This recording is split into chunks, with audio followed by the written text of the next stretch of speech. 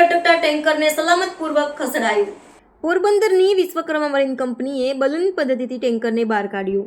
એરલિફ્ટિંગ roller bag capsule ક્રેનની મદદથી માત્ર અડધો કલાકમાં ટેન્કરને ઉતારાયું. પાદરાના ગંભીરા બ્રિજ પર લટકતા ટેન્કરને સફળતાપૂર્વક સુરક્ષિત જગ્યા પર ખસેડવામાં આવ્યું છે. સુરક્ષાના તમામ માપદંડોને અનુસરીને ટેન્કરને ખસેડવામાં 2 એરલિફ્ટિંગ રોલર બેગ કેપ્સ્યુલની મદદ લેવામાં આવી હતી. ટેન્કર સફળતાપૂર્વક ખસેડતા જિલ્લા વહીવટીતંત્રની સૌએ રાહત અનુભવી હતી.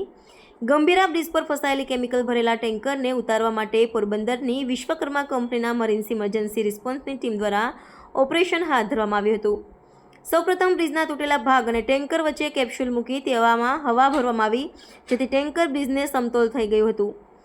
આ દરમિયાન સ્ટ્રેઇકને જેકનો ઉપયોગ કરીને ટેન્કરને પકડી રાખવામાં આવ્યું હતું. ત્યારબાદ કેબલથી ખેંચીને ટેન્કરને બહાર કાઢવામાં આવ્યું હતું. અંતે લાંબી ક્રેનની મદદથી ટેન્કરને બ્રિજના છેડે સુરક્ષિત રીતે લાવવામાં આવ્યું હતું.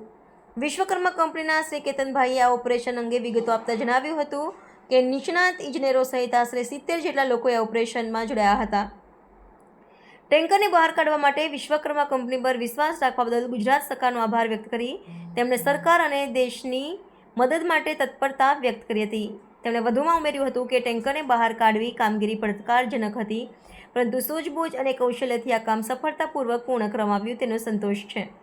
ટેન્કરને બહાર કાઢવાની કામગીરી વેળા સુરક્ષાનું ધ્યાન રાખીને અન્ય માપદંડો સાથે 4 ડ્રોન વડે વિડીયો રેકોર્ડિંગ કરવામાં આવ્યું હતું, જેથી નિરીક્ષણ કરી શકાય. એરલિફ્ટિંગ રોલર બેગ કેપ્સ્યુલ અને 2 મોટી ક્રેન તથા આધુનિક ટેકનોલોજીનો ઉપયોગ કરવામાં આવ્યો હતો.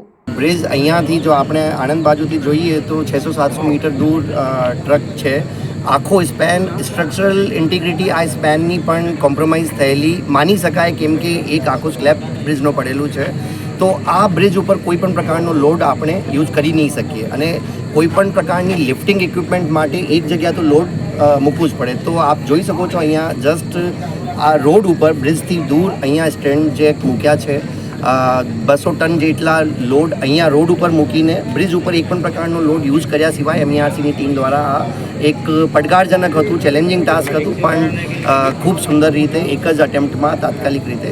પહેલાં તો ગુજરાત ગવર્મેન્ટને thank you marine emergency response centre ઉપર ભરોસો કરવાનો. ને ખાલી મારે આપના માધ્યમથી એટલું જ કહેવું છે કે ગુજરાતને નહીં પણ ઇન્ડિયાને જ્યારે બી MERCની જરૂર પડશે ત્યારે અમે હંમેશા જ્યાં બી કોઈ ઇમરજન્સી હશે ત્યાં અમે સપોર્ટ કરવા જશું.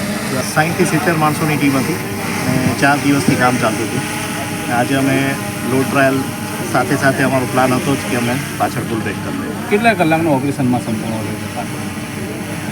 અત્યારે આપણે અડધી કલાક જ લાગી બહાર કાઢવાના.